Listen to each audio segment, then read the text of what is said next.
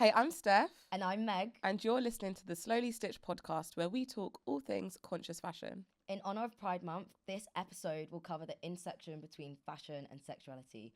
We know throughout history, people have used fabric as an expressive symbol to communicate not only their identity, but also in this case, as a form of resistance. So the theme for this year's Pride is Fabric of Freedom. So, of course, it was only right that you're tuned into episode 7, The Fabric of Freedom. So, Meg, before we get into it... Me first? Yeah. I was going to do you first. Okay. We got to do... Honestly, I think this is the most colour I've seen you wear. Valid, actually. Valid. Which I love. Valid. I love that for you. Valid. I feel like this, to be fair, this season is probably the most colour everyone's getting out of me. yeah, the most colour. I'm really excited about this one. Yeah. I think I was saying to you, like, when putting it together, this is something I would style Rihanna in. Like, I would absolutely style her in it. Yeah. And I did think around, like, how could I make it a little bit more bold? But I've got this gorgeous orange, vibrant orange. Like, this is very one of those vibrant bad boy things that you pull out when you want your outfit to just rock. Yeah. If you want to go into a room, you want everyone to notice you, get a bright orange jacket. I've paired it with this vintage shirt. It's oversized, like a granddad fit. And I thought, okay, masculine, feminine, let me go for something really cute. You won't see it because of how long my bloody legs are today. But I've got this really cute ruffled skirt and it's got hints of orange in it. It's got hints of purple, pink. It's got like a paisley pattern. This is like the dupe of the Zara one, the one that all the girlies like sold out. Yeah. And even on Vinted, people are selling it for like £150. What, a Zara skirt? Yes, a Zara skirt, babe. Because everyone wants it, but right, this is the dupe of it. And then I popped it. This is the most heels as well, guys. I'm wearing so much heels this season. Steph has inspired me. But yeah, I've got these really cute brown courts, and they're so cute. They are literally from toe. Like when you see me stand up, it looks like I'm not wearing anything because they match my skin color. And I think every black girl needs heels that are literally your skin color. They are so sexy. And yeah, just jewelry. She's back, baby. I'm back, baby. And this really, really big, like interlinked, what's it called? Like chain. And then flowers. Girl. Yeah, I'm trying. We said pride. We did. Bold colour. Yeah. And we're really, really in that. So yeah, this is what I'm doing today. What about you, Steph? Amazing. I'm mesmerised. Thank you. Like, so gorgeous. You know I love colour anyway. I do. But you're back. Pride, I was like, I'm back. Like, we're going to do some colour blocking. Beautiful. I love red. I love pink. And when I was figuring out what I wanted to wear for this episode, I was like, ooh. Red and pink are such an underrated combination. But they normally don't clash. Yes, but it's all about the tones. I feel like because this red's pretty like bold and the pink is a darker pink, it works. But if it was like a really light pale pink, it might not look as nice. No. I love it. So yeah, I'm just wearing this simple bodycon red dress with my Kai Collective jacket, which I absolutely love. Gorgeous. I've gone quite minimal on the accessories just because I feel like I didn't have something that actually properly went with what I was wearing today. I've got these like cute little gold they're cute. These are really nice. They're I love very these. Cute. I wanted your earrings, to be honest. We could have probably swapped at this point. Yeah. Oh no, but you're wearing silver. But we could have done. I could have wore gold jewelry actually with this. Yeah. Guys, I'm not a gold person, but I think if we were to swap, we were recommending everyone should do swaps with their friends. I actually think this would have gone really nicely with your fit, and actually the gold. If we had a necklace that was similar to those earrings, that like solid gold with this could have actually worked. Yeah. Really, really nicely. Next time. Styling, guys. Styling. Next time we'll do it. Yeah, absolutely. But yeah, that's what I'm wearing. Stephanie Jade's on the shoes, obviously. As always. It's got pink and orange in there, so I thought it worked really nicely. Yeah. And yeah, we just wanted to be super bold, super colourful. When I think of Pride, I just think of like the most colourful, taking up space, people that are just really free. Yeah. I think when you actually wear colour, like I feel like your mood at that time, you feel super free because you want to be seen, right? Yeah. If I wear this in the street, I know people look at me today and look at me good. Take me in. I love it. And that's exactly what this episode is going to be about. We are holding space for people that often get overlooked, but also holding space for us to be a lot more prideful in everything that we do. Yeah. Without further ado, Myths or Truths? Myths and Truths. Right, my first one to you. Mm-hmm. You can spot someone's sexuality by their clothes. Myth or truth? I'm low-key in the middle, you know. Really? Go on, land. It might be a little controversial, but I feel like, do you know what it is? Actually, tell a lie. I don't think necessarily you can spot it by what they're wearing. I think it's the energy of the person, in all honesty. Because I feel like I know a gay man.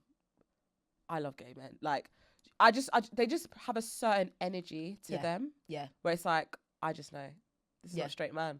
I can't explain it. Yeah. But it's just a feeling. Yeah, no, it's definitely like a demeanor. I don't know if you've seen that TikTok trend, where it's like, we would make a good couple. It's like people doing it with their like gay friends. Yeah. And at the beginning, you're like, oh my God, they look like a sexy couple. Yeah. And then it's like, oh, joke's on them because we both like men. And you're like, wait a damn minute. And someone like in the comments, it was like their eyes soften and they feel more free. And it's like that level of relaxed that you get. And I'm like, yeah, you're right. You could be wearing black, something that doesn't even give anything away. Like it's very arbitrary. But actually the energy, even the way that you've styled it though, has given that connotation that, yeah, I'm here, I feel bold and I want to take up space. You're right, it is that feeling. Yeah. What about the opposite? Because you said you're on the fence. What are some things that you notice that queer people do with fashion that maybe people that are not queer do? It's very interesting you talking about that now, because I think we'll probably touch on it a little bit later.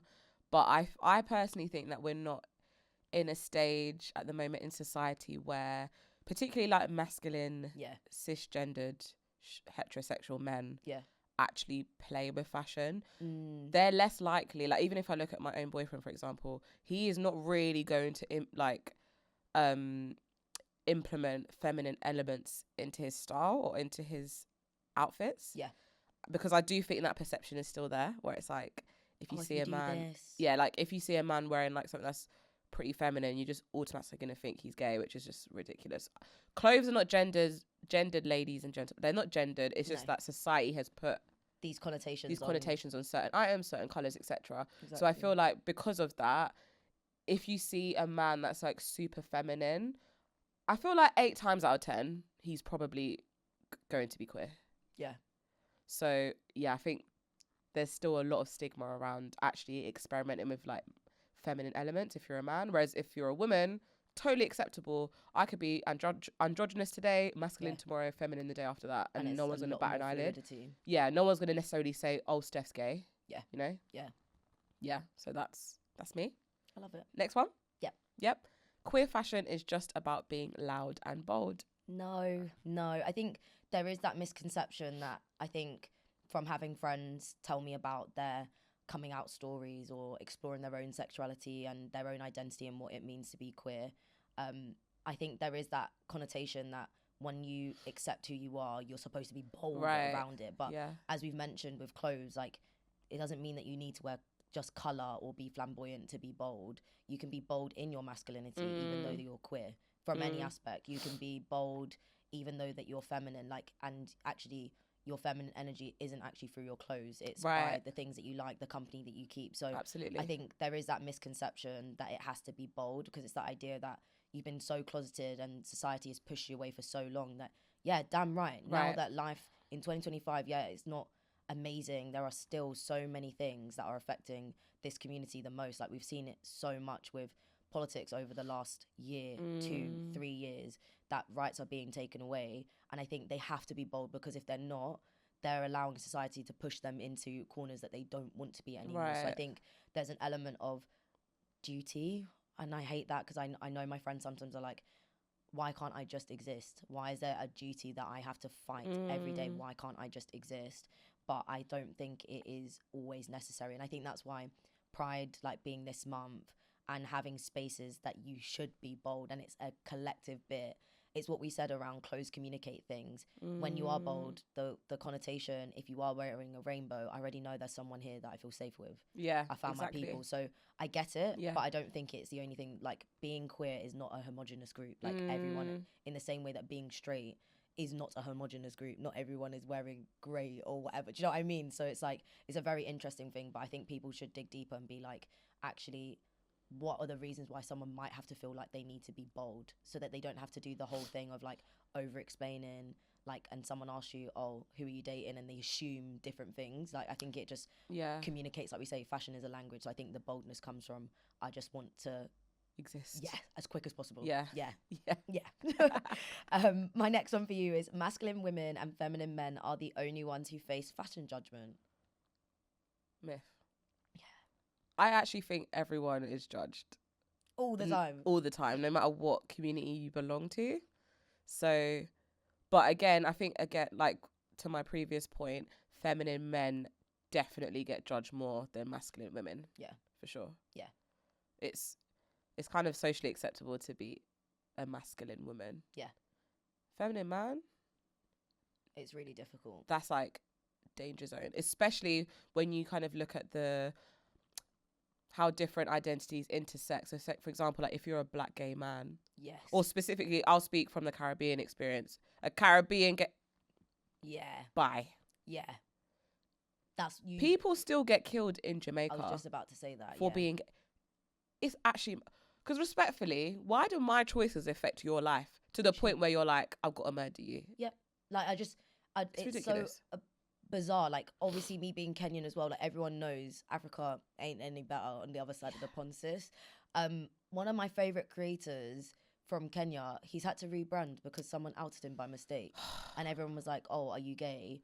And he's literally like he has a huge platform, and like he has had to rebrand, take some time away, death threats and everything. What is how someone conducts their life got anything to do with you? Like I think there's a saying like mind the business that pays you. Like someone's choices shouldn't care. Like especially if we all believe that everyone is just great and equally made. It's none of your business. None of your business. But I definitely agree with what you said. Like it is very interesting how particularly on feminine men, how difficult it is. And we saw that you mentioned it. Obviously we're not spending that much time on this section, but you mentioned it with the Met Gala. Yeah. Met Gala? Yeah. Why did I? Sorry, I said I was like, wait a damn minute. Yeah, no. Yeah, I was like, oh my god, did I say the wrong thing? No, with the Met Gala, and you were like, it was really interesting, how a lot of men didn't push themselves enough. Why do we think that is? Because of the stigma, right? Yeah. Final one. Yeah. Non-binary people are always androgynous. I don't think so. Obviously, that's a myth. Like, it's not a one size fits all. But I know for a lot of I can only speak for my friends that have gone through their own transitions. They prefer it. It's easier, and it was a part of like clothing, like we said, depicts your psychology, where you are there, and how you view yourself. Yeah, your clothes need to be able to define that. So I would say, yeah, from their point of view, yeah, basically, I would say 90% of all my non-binary friends, yeah, are. Okay. What about for you? Because I know we were speaking about this. I think it's a myth as well. Yeah. I think, granted, I don't have that many people in my life that like identify as non-binary, but like there's some creators that I follow and enjoy their content, specifically on YouTube in like the sociology kind of space. Love that.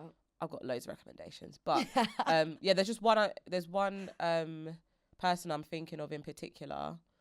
They're very feminine presenting, but they're non-binary. So I think, again, it just your clothes don't define you in that sense, if you know what I mean. It doesn't have to say, oh, because I'm androgynous, I'm non-binary. I think you probably have very masculine presenting non-binary people, feminine presenting, and everything in between. So I think it's definitely a myth. I think it's a very personal choice. I was just about to say it's to do with the individual, 100%. Yeah. I love them. That was a great way to warm up this conversation. Yeah. So in terms of Pride Month, right? It's Pride. We love it. I love the theme for this year as well.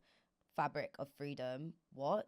So what's that got to do with fashion? What has sexuality got to do with fashion? Everything. Yeah. Everything. I know that's right. Everything. And one of the main reasons for that is our identity and how we see ourselves every day are closely linked to how we show up, right? What type of person I want to be, what type of people I want to be surrounded by, how we present ourselves and what we wear. And we know, like, similarly, we've spoken about age, race, culture, and sexuality is just as big as that. And if anything, is a really, really big part of our identity and how we show up and want to show up in the world, right? 100%. And throughout history, people have used fabrics as expressive symbols to communicate their identity, but also as a form of resistance as well. 100%. Obviously, we touched on this in episode 3, the mistresses of fashion, around how fashion is always political and how it's been used in certain situations as resistance. Yep.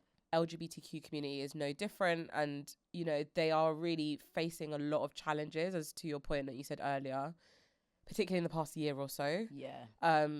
So it's been, their rights are being like chosen for them in a way to divide rather than to unite. So you know, fashion can be a pillar in their community. It can really help them feel like they belong somewhere. And hopefully, like, through this conversation as well, like, even if there's people watching this where they're a bit like, oh, not sure, because you know, people, you're allowed to have your opinions, right? Not everyone is going to agree, and I think that's okay as long as you're not harming anyone.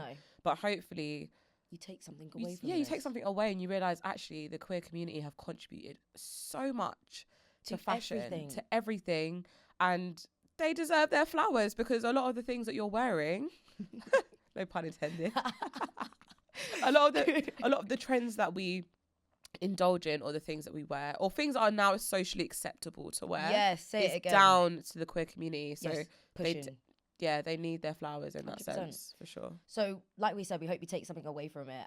Where should we start? At the beginning, right? Where has queerness influenced fashion, and quote unquote, how has fashion influenced queerness? I've got three. I've got three that I want to go into. First of all, it wouldn't be Pride without talking about the rainbow. And I think even when we're doing this, we've seen the rainbow everywhere. We know kind of the history behind it, but I've never actually spent the time to be like, what does it all mean and where does it start from? Don't worry, school is in session. So it was designed by Gilbert Baker in 1978 at the request of San Francisco activist Harvey Milk. Initially, it actually featured 8 colours, each representing a specific facet of the gay community, and it now has the 6 that we know today. Love that. And the flag first appeared in the 1978 San Francisco Gay Freedom Day Parade. Like, that's not that far away, guys. The first ever one. 47 years ago. Yeah, like some people's parents, some people are that age, some people's moms or sisters or friends like are that age, would have lived through this revolution of it being so outlandish. A rainbow was harming people. Do you know what I mean? Like, it's crazy. And the reason this is so important, when we said it's a form of resistance, this was all political. It was a flag with all kind of mutinies or political arrangements. A flag is a very good way to unite people and also communicate the mission that you're on.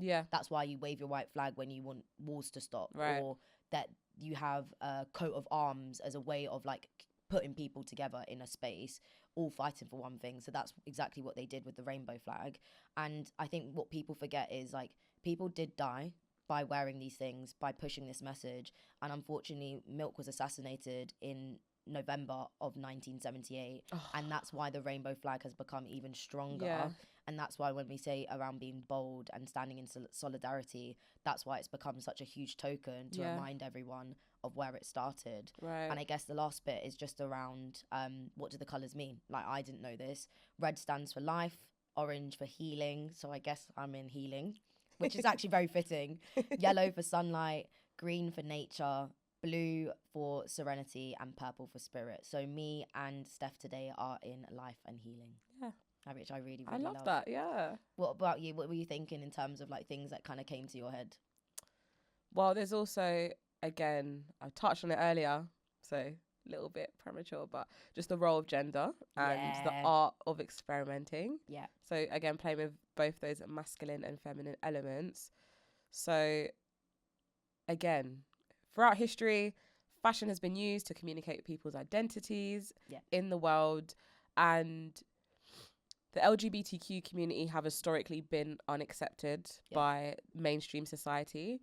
So actually, it's really interesting when we were like researching about this, like in the past, ways like they participated in certain fashion like identifiers to kind of signal to other people, listen, I'm one of you, man. I'm one of you, man. Like, I love that. Like, it feels like a secret club. Honestly, it's like secret society, and I'm like, this is pretty cool. This is pretty cool. So like in the 1890s, Oscar Wilde, which is of course the famous author, he famously wore a green carnation on his lapel to symbolize his queerness. Stop. So, and I feel like now we see men wear more like florals and things like that. But back then, that must have been like, provocative. Very, very, very provocative. So once it kind of caught on, the green carnation became a hint among his peers that the wearer was a gay man. So that's pretty cool. So, and this was very much in a time where being gay was not socially acceptable. Yeah. So the flower was used to secretly identify like who he was, and is something that continues now in the queer community, which I thought was very interesting. I love.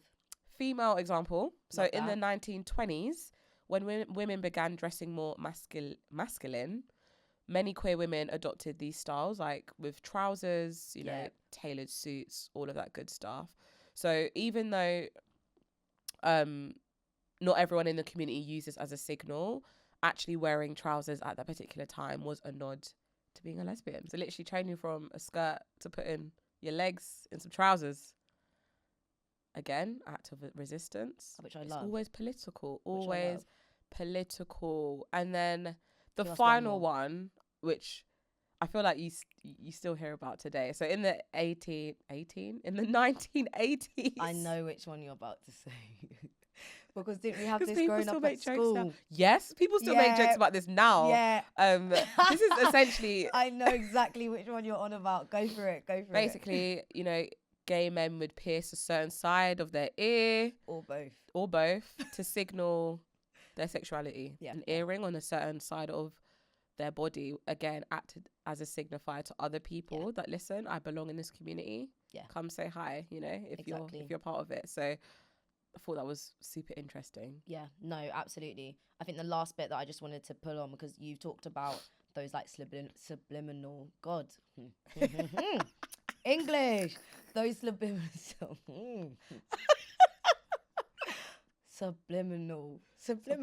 yeah. right? Yeah. Those subliminal messages, wow, that are more subtle. These are things that people would use. But on the other hand, we can't talk about pride without talking about drag. 100%. No, we can't. So drag is amazing. And I think obviously we've got RuPaul and like having a lot more iconic, I guess like pioneers in this space, making it so accessible, having it on mainstream TV, unheard of. Yeah. Where does it come from? The historical roots. Drag has deep roots in obviously performance and resistance.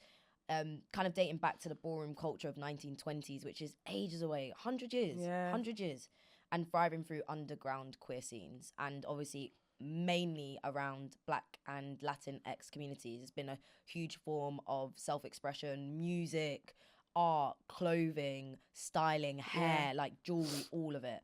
Fashion as performance, like drag redefined fashion as theatre, as costume, super exaggerated. How far can you push it? Getting excited of what you're going to bring out next. Yeah. What type of alter ego or persona it can bring out. And also protection. When I'm this character, when I've dressed up, I'm someone completely different from my day to day. And almost as like parody and gender play in a very rigid kind of standard of society, and even beauty standards.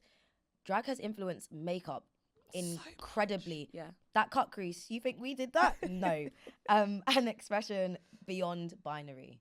Like, you don't necessarily just need to be queer to access that feminine side and I guess play around with art and makeup and clothing. It was just that space where it was just really creative.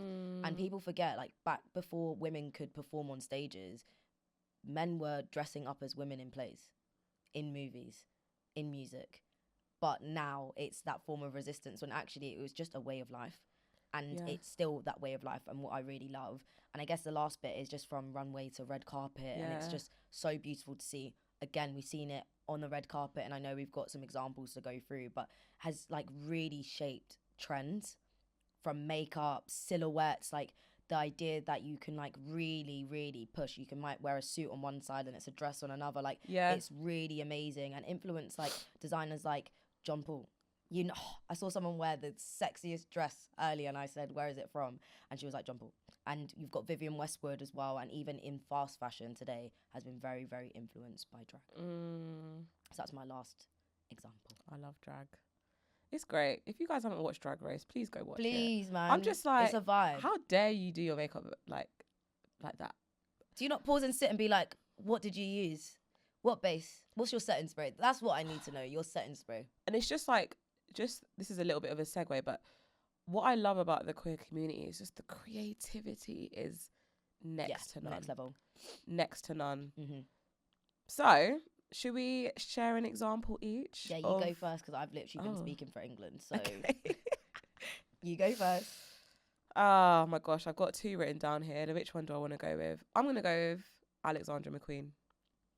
Just because R.I.P. No, why? Not you laughing. Not you laughing. It's the way you said it. We need to do a segue. I giggle out of things that are really sad. Like, instead of crying, I giggle. And the way that you just did it felt very young and Gen Z. R.I.P. Anyways. Instead of, may you rest in peace. You literally, you know when people text you, instead of saying happy birthday, they put the, hey, what's it? HBD. Say the whole thing. It just threw me off. I was like, there's no way. I said, there's no way. Oh, I can't open my eyes. Oh, I'm crying. I'm trying not to cry. Oh, dear. Honestly, guys, that killed me. This is a little insight. When we do our planning sessions, this is why it takes Ages. us hours, because we just end up laughing about stupid rubbish. Anyways, back to Alexander McQueen. So his work is often associated with queer fashion. Of course, we all know he was an openly gay man, and he really pulled a lot of his influences from the London gay scene and put it into his designs. They were innovative, they were theatrical, they pushed boundaries, and they really challenged established fashion standards that have kind of existed for forever. And I think because of that, even though he's no longer here, like, I feel like the spirit is still in his brand, that kind of freeness, that experimentation, the drama of it all. And I think obviously he's got quite a sad story. We all kind of know how he passed and stuff like that. But what I loved is that he really did draw from his personal experiences and made a strong connection between his work and his identity. So when we talk about personal style and how you want to show up for yourself visually in the world, I feel like McQueen, he's like the perfect example on how to do that, because he really pushed the limits, and I feel like he really just created a movement as well. You know, he brought something fresh, something new to the London scene, which is why when he passed, it was just so sad, because there wasn't really anyone like him, and I don't feel like there ever will be. So that's my example of my favourite. Yeah, no, and I love it. It's what you said, like, quote unquote, he had a running thread throughout everything. He did. I think that's the only thing that everyone aspires to be. Like, what's your running thread from your initial stitch all the way to the end, and how does that show up in everything that you do, which I bloody love. 100%. So really good example. Yeah. Who do you choose? I'm struggling between both of mine, but I think she's amazing, and I think technically, without realizing, I think my outfit was inspired by her. If you don't know who she is by name, you'll definitely know her because of she had the most iconic photos at that time. So my tribute is to Marsha P Johnson, who is the trailblazer in queer liberation.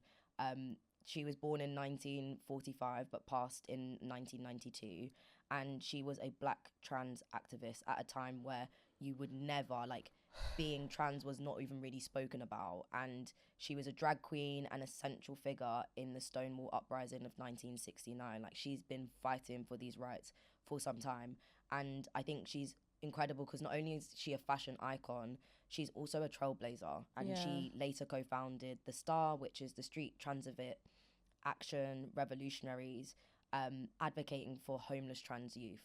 What we don't talk about, and obviously we don't have enough time to go into this, but a lot of people from the queer community are homeless because they have been ostracized by family, society, and I think that's something that she really, really stood out for. But the bits around why I find her so iconic is the ideas around connecting to nature and using nature as your power. She would have the iconic flower crowns, so my earrings are definitely a vibe I think she would have approved. And also the flowers and the paisley prints on my skirt is very much in that DIY glam. Like, we have literally curated this outfit in that sense of that. And I feel like she was rarely, and I mean rarely, ever seen. This is why the pictures are so iconic, without a flower crown. And like, what does that give you? Mother Nature, the idea of when you watch cartoons, like flowers are always that level of like purity, and like people were standing up to have peace, nothing else but peace, and that was it. And she styled herself, which I love, like having strong DNA in your personal style. She's known for kind of layering, thrifting, bright colors like us today, sequins, costume jewelry, and being really flamboyant with accessories that kind of celebrated joy in the struggles. It's that idea around, I guess when you're mourning, you want to wear black, but doing the complete opposite. And I think the only thing I'd also say is her style was a a bold form of resistance. Yeah. And a response to social invisibility. Like, you're telling me that I need to hide? Absolutely not. And combining that secondhand glamour with resilience, which I really love. This is a quote that she would say. She was the one that called herself a drag queen. And that's where that kind of term comes from, through her gender expression being fluid.